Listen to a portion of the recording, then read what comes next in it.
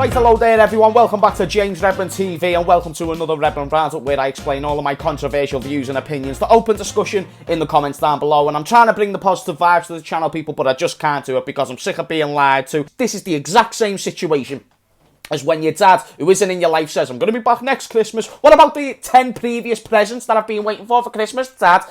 Or Jay Huss, and when he's next going to release a tune. There's all these promises, but I can't get excited for it because there's no evidence to back up that this is going to be ending up coming out. I like your music, Jay Huss, but bloody hell, mate, you've been teasing things for a while now, you know what I mean? It gets to a certain point where teasing is not fun no more.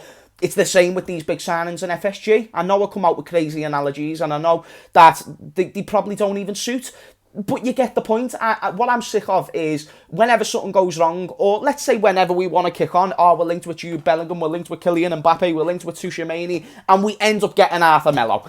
Big up to Arthur Melo. Beautiful player, I'm sure, if he was fit and in League Two. However, for Liverpool, playing week in, week out, as much as I admire the hard work as well, because he did give it his all when he came back, I don't want to be too harsh on Arthur Melo, but still not the most luxurious signing. Most likely we never got any, or all of our main options we wanted in midfield weren't available, and if they're not available, guys, then we can't just go out and buy another player for 40 million when that's 40 million taken away from Jude Bellingham. Now, the report says, Sport Bill reporting that Klopp has agreed with Liverpool owners FSG to go all in on Bellingham. Liverpool have made 100 million euros available for the transfer, but Dortmund will demand 150 million at least. So apparently, Klopp and FSG, we've agreed we want to go for Bellingham. Nice. Now, guys, have you heard the domino analogy?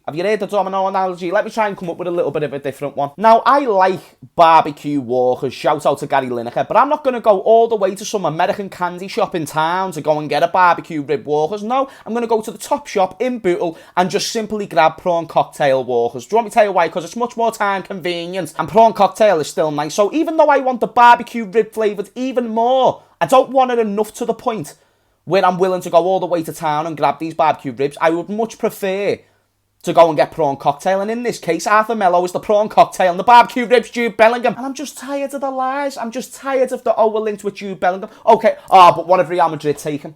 It was because it was Real Madrid. Exactly. So stop exciting us with the news. It's only the news. I understand ambition. I understand the attempts to go out and get someone like Jude Bellingham. But when things go south and when things aren't going well, I just think fans get a little bit over ambitious. Then they get let down and it's a repeat cycle. And then it just sort of takes away temporarily the problems that are at the football club. Then we all get into debates with each other while they're just sitting on a nice custy chunk of money and not really doing everything they can to win trophies. Now, yeah, if we change the ambitions, it's a very different case, isn't it, chat? Because if we're only hoping for top four, then maybe Arthur Melo isn't so bad as an option if he can stay fit. Maybe the players that we will sign in comparison to who we're linked with can be good enough for that. Because I believe that's what FSG want more than anything. I don't believe they want to go out and win league titles. Well, that's a lie. I think they want to, but again, back to the barbecue rib analogy, they're not actually going to go out and take the necessary action that they need to do to go ahead and do that. So, will Jude Bellingham come to Liverpool? Well, yeah, forget the fact that we probably will not cough up.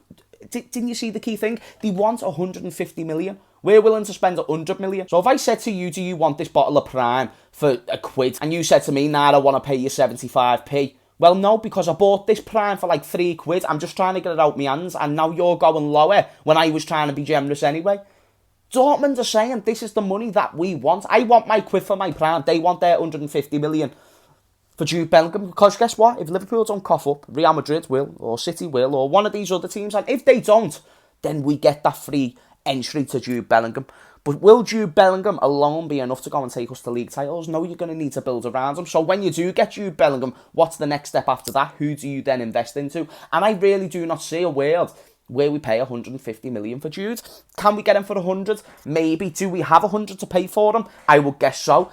Does that mean we're going to get him? Absolutely not. Because when you've got the interest of going to Madrid, living in Madrid, playing with Camavinga, playing with Valverde, playing with Tuchemani, playing with Modric, playing with Kroos, all these players, that's a much more luxurious lifestyle than coming into a midfield of Henderson, Milner and Fabinho when you've seen the form that Fabinho's been in. At his best, boss, otherwise it's not an intriguing team to join. There's no guarantees we're going to get top four. And if this isn't a signing for January, which I assume it's not, What are we going to do in January that's going to improve our chances of getting top 4? Am I just rambling, chat? Or do you get the point that I'm trying to make? Am I just being too negative? Because someone on my last video commented, oh, but FSG built the best ever squad under Liverpool. This is just one person. I'm not going to say it's a group of people. They built our best ever squad.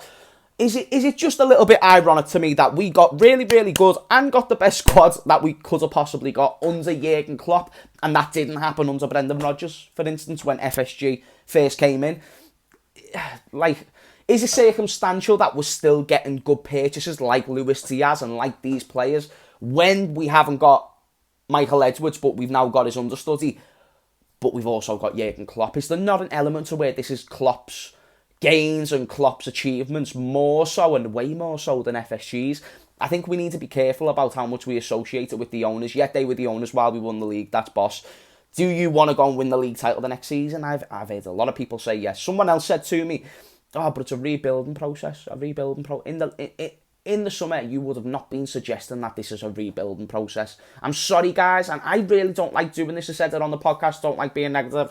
But what we're going to need to make do with is just be very excited with what we've got in Fabio Carvalho and Harvey Elliott, and hope to complement them with a good level midfielder. Who will that be? I couldn't give you a name at the top of my head, but I can guarantee there's good enough midfielders out there within affordable range that can improve this midfield and help these young players grow. Because I think the signings that are doing, or the players that are doing the best at the moment, is the Shimakases, is the Konates when he's actually fit, is the Darwin Núñez's.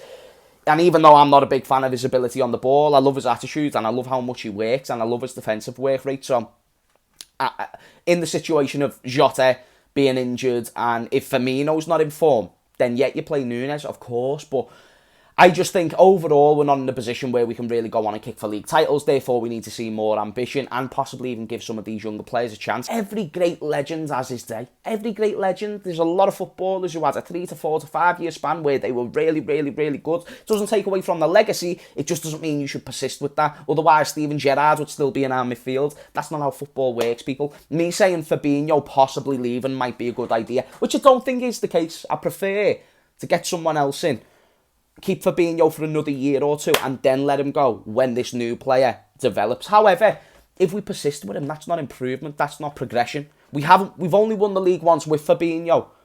Why haven't we tried something new to win even more league titles? Do you get the point that I'm trying to make? Not trying to make it a negative environment. I'm trying to influence a winning environment within the football club because I'm a Liverpool fan. I want to see us win. We've won the most trophies in England for a reason. That was built off the foundations of Bill Shankly and Bob Paisley, and you think that I just want to sit here and get top 4?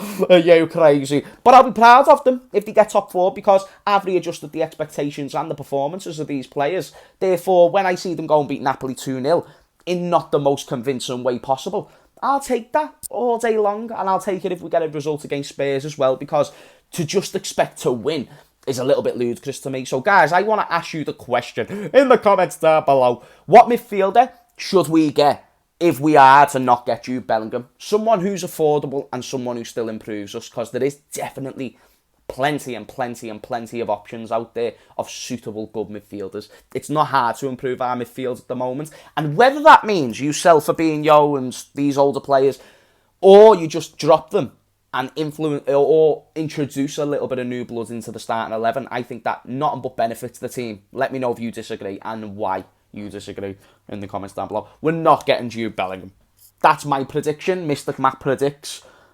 I don't want to be called Captain Obvious, but I feel like that was a Captain Obvious moment that some people just aren't obviously clocking on to. So, yeah, this has been Boss. I love the Redman Roundups, and if you think I'm a smug bastard, smash a dislike. And if you love me and you love these videos, or if you hate me and you love these videos, smash a like, because that also helps out. It gets it out in the algorithm. More people see it. Means I can do this on a more day-to-day basis. So, smashing a like helps more than you think. Subscribing, do you know how huge that is? It's so huge. In fact, I don't think it means much. But I want to get a 100k plaque, so we're on like 67 or something now. If we can get a 100k plaque, then that would be fantastic. But anyway, guys, thank you for watching this Redman Roundup. Let me know your thoughts and beliefs in the comments down below. And guys, I will see you all in a bit. Peace.